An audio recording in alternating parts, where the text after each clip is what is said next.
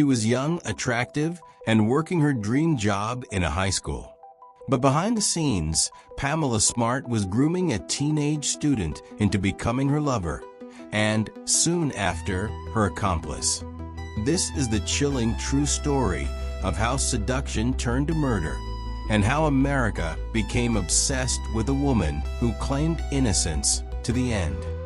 On May 1st, 1990, 24-year-old Greg Smart was found shot to death in the entryway of his Derry, New Hampshire condominium. At first, the crime looked like a home invasion gone wrong.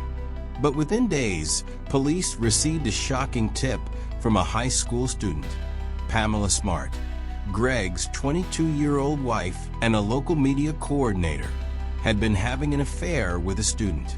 And that student was one of Greg's killers. It was the beginning of a media frenzy that would ask, was she a grieving widow or a femme fatale who orchestrated her husband's execution? Pamela Smart met 15-year-old Billy Flynn at Winnicott High School in 1989.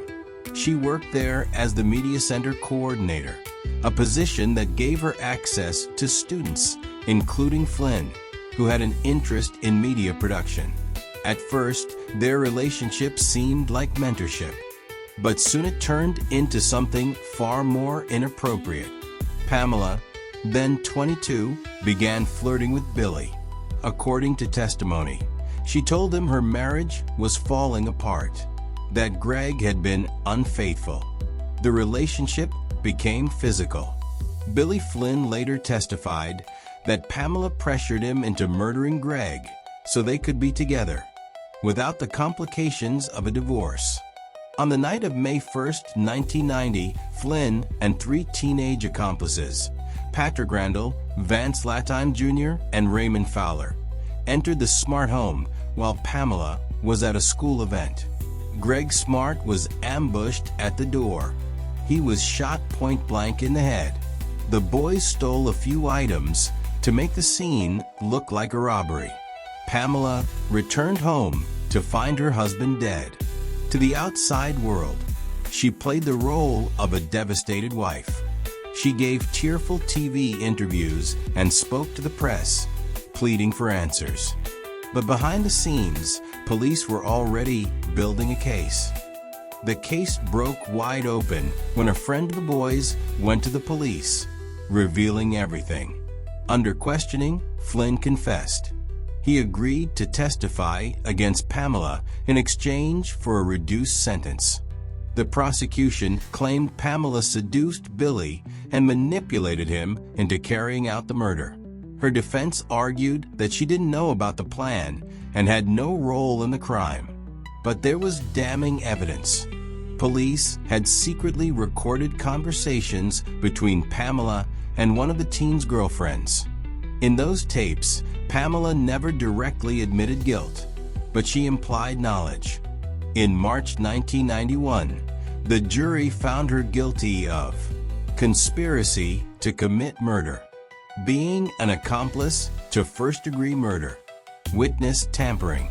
Pamela Smart was sentenced to life in prison without the possibility of parole.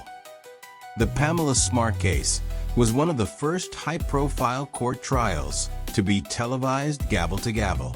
It ignited a national obsession. Some called her a manipulative killer. Others believed she was railroaded by media bias and the testimony of teenage co-conspirators. The case inspired books, documentaries, and multiple films, including To Die For, starring Nicole Kidman. To this day, Pamela Smart maintains her innocence, claiming the affair was real, but that she never asked anyone to kill her husband. All 4 teens involved in the murder have since been released. Pamela, now in her mid-50s, is still behind bars, serving her life sentence at Bedford Hills Correctional Facility in New York. Was Pamela Smart a master manipulator who weaponized seduction to commit murder, or a misguided young woman caught in a web spun by teenage boys? Love, lust, and lies cost Greg Smart his life. But the question of who really pulled the strings still lingers. What do you think? Tell us in the comments. And don't forget to subscribe for the next episode of Love, Lies, and Crime, where passion and betrayal often lead to deadly consequences.